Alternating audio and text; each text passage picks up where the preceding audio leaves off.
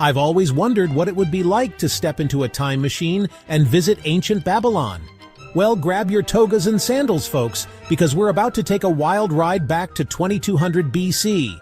Babylon, a city so grand it would make the pyramids look like sandcastles. But don't worry, what happens in Babylon becomes a crucial part of human history. Are you ready? Because things are about to get historically hilarious. So, there you are, standing on the banks of the Euphrates River, and bam! Babylon appears in all its glory. The city is strategically placed like a chessboard, with the river running right through it. Enter the Etemenanke ziggurat, a massive stepped tower that screams, "We're compensating for something." This bad boy was so tall, it probably made birds nervous. And let's not forget the city walls, thicker than a clay tablet and taller than your disappointment when you realized this video isn't about cats. Meanwhile, the rest of the world was still figuring out how to stack two rocks on top of each other. Now you might be thinking, what did people actually do in this fancy city? Well, buckle up, Buttercup, because Babylonian life was anything but simple. The marketplace was where the action was at.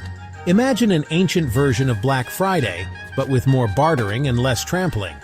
Meanwhile, in the residential areas, people were living their best lives in mud brick houses. Sure, it wasn't exactly the hanging gardens, but hey, at least they had indoor plumbing. Sometimes, religion played a huge role in daily life, with more gods than you could shake a sacred stick at. And don't even get me started on the festivals. These folks knew how to party like it was 2199 BC. This enraged the party poopers who were ostracized severely.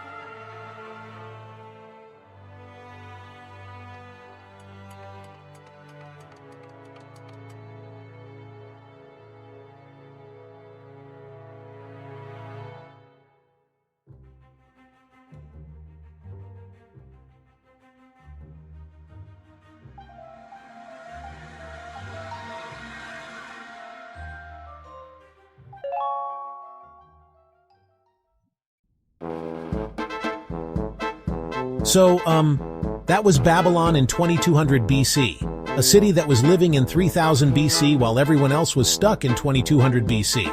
From its magnificent architecture to its innovative technologies, Babylon left a mark on history that's harder to erase than cuneiform on a clay tablet.